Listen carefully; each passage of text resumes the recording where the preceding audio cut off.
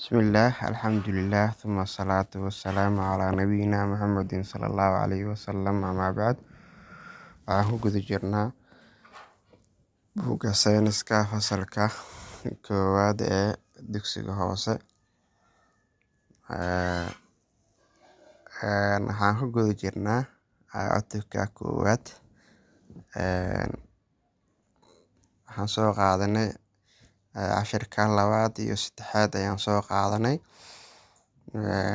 dan waxaan qaadanay casharka koowaad casharka labaad oo xubnaha dareemayaasha iyo shaqadooda iyo ayaan soo qaadanay casharka afaraad marka waxaan qaadanaynaa nadaafadda jirka ayaan ku baranaynaa hadduu ilaahay insha Allah nadaafadda jirka waxaa gudgelaya marka casharka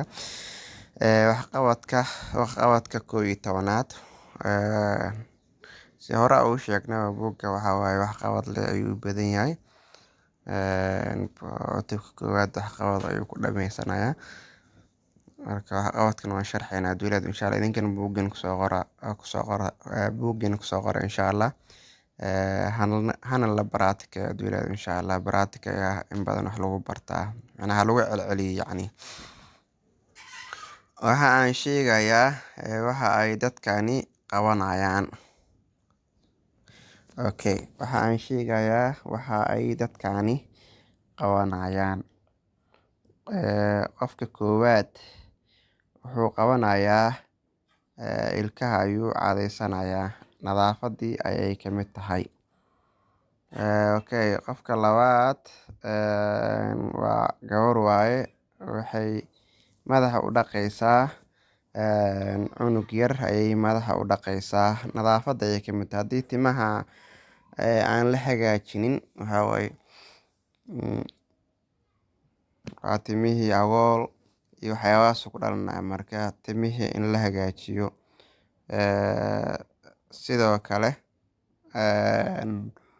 timaha ayaa isku dhegdhegaya kadibna waxaa waaye nadaafadii meesha ayay ka baxday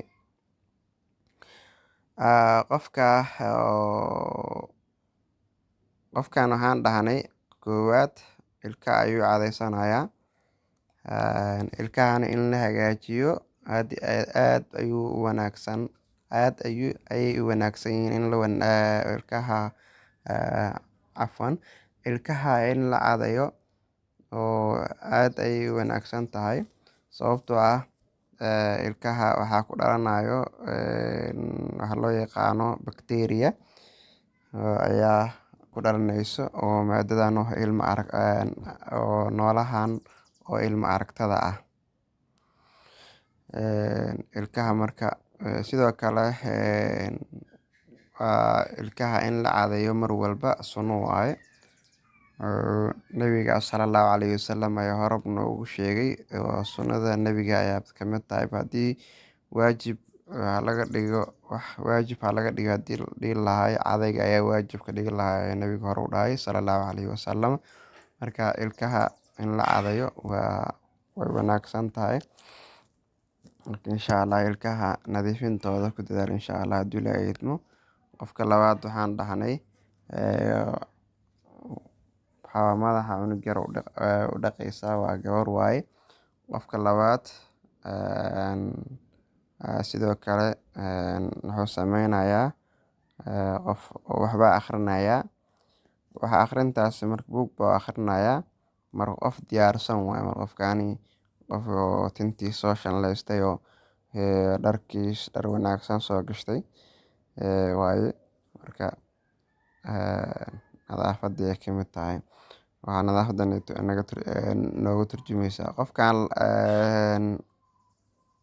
qofkan afaraad asagana wuxuu sameynayaa sankii ayaa maro uu ku qabsaday ama maro gacmeed marka nadaafadii ayay ka mid tahay qofka waa hindhisoonayaa sankii ayaa wuxuu ku qabsaday marka maro si marka waxaa waaye waxyaabaha ilma aragtada kasoo baxayaan si qof kale oo dariskiisa ah aan u waxyeeleynin qofka oo shanaad tintii ayuu shanleysanayaa in la hagaajiyo tinta iyadana aad iyo aad ay wanaagsan tahay in la shanleeyo saliid la mariyo Qofkan oo lixaad wuxuu qabanayaa bahalkan oo loo yaqaano shukumaan ayaa wejiga iskaga tirtirayaa. Uu soo qabeystay, qof soo qabeystay waaye. Marka shukumaankii ayaa wejiga iskaga tirtirayaa. Marka saas weeye.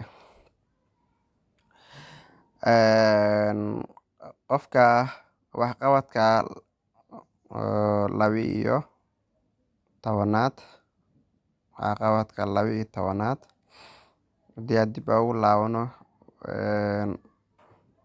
qofkani waa cadayanayaa. Gabadhan cunug ayay madaxa u meereysaa. Wiilkan waxbaa akhrinayaa. Akhrintan marka waxay ku hoos duugan tahay, yacni qofkan waa tintii u shallaysan tahay, maro nadiif ah oo xiran, waxba akhrisanayo soomaan. Qofkani timaha ayuu shallaysanaya. Qofkani sidoo kale waa shukumaan ayuu wejiga iskaga tirtirayaa. Wuu soo qabeystay yacni. Nadaafatu nisfu min al-iimaan ayaa la dhahay soomaan. Waxqabadkan u dambeeyay marka cutubka koowaad meesha halka waxqabadkan ayuu ku eg yahay. Waxqabadkani 12-aad marka aan kaadinayo musqul ayaa ku kaadiyaa mise banaanka ayaan aadaa ama banaanka ayaa ku kaadshaa. Waxaan sheegayaa marka sababta. Marka aan kaadinayo musqusha ayaa ku kaadiyaa mise banaanka. Waxaa wanaagsan marka in musqusha lagu kaadsho ayaa wanaagsan. Musqusha in lagu kaadsho ayaa wanaagsan. In oo banaanka lagu kaadiyo ma wanaagsano. Sababtuna maxay tahay marka? Sababtu waxay tahay nadaafadda ayaa ka qayb qaadanayso. Marka haddii oo adiga banaanka ku kaadiso, nadaafad dara ayaa dhalisay. Haddii musqusha aad ku kaadisan, waxaa waaye nadaafaddii ayaa ku dadaashay. Marka waxaa wanaagsan marka in musqusha lagu kaadiyo. Sababtuna waxay tahay nadaafadda ayaa ku dadaashay. Marka qofkaas marka wuxuu sameeyay nadaafaddii ayaa ku dadaalay. Waxqabadka 13-aad waxa aan sax ku qorayaa walxaha midka ku habboon nadiifinta dhegaha. Dhegaha ayaa nadiifintooda ku wanaagsan. Marka nadiifin haddii la dhaho, dhegaha waxaa ku wanaagsan suufka. Dhegaha waa kana. Kan waxaa waaye findhicil waaye. Kan qalin qori waaye. Qalin qori marka waxaa waaye dheg ma lagu nadiifiyo. Dheg lagu nadiifiyo. Istikiin waxaa loogu talagalay ama findhicil waxaa loogu talagalay wax loo yaqaano ilkaha haddii oo wasakh ka galgalaan iyo ayaa loogu talagalay. Marka findhicil waaye. Findhicil. Afwan. Waxa aan sax ku qorayaa walxaha midka ku habboon nadiifinta dhegta. Waa suufka dhegaha waaye marka. Waxqabadka 13-aad sidoo kale waxa aan isticmaalayaa masar gacmeed marka aan hindhiso. Kadibna waxa aan oranayaa alxamdulillah. Waxa waaye qofka markii hindhisoodo waxaa wanaagsan in masar gacmeed oo sanka ku qabsado, ama waxaa waaye gacantiisa intuu soo laabo oo waxaa waaye saas sanka uu qabto, ama waxaa weeye tiish soo qaato oo kadibna waxaa waaye sidaasi oo waxaa waaye dadka kale ugu hortago. Suuf inaan soo qaato oo sanka ku qabsado, ama mara masar gacmeed oo ama safaleeti Soomaalida qaar u yaqaanaan. Marka mara yar oo adiga loogu talagalay marka in sanka lagu qabsado markii aad hindhisoonaysa ama hargab aad qabtid. Inshallah halkan ayaan ku ekeynayaa. Assalaamu calaykum waraxmatullaahi wabarakaatuh. Cutubka koowaad wixii markaas cilada aad ka aragtaan marka ila soo xiriira. haddii oo waxyaabo in laga bedelo ay u baahan tahay iyo insha Allah dhiirigelintiin waa ii muhiim. Insha Allah taladiina waa u baahanahay. Insha Allah soo dhawaada insha Allah. Asalaamu calaykum waraxmatullaahi wabarakaatuh.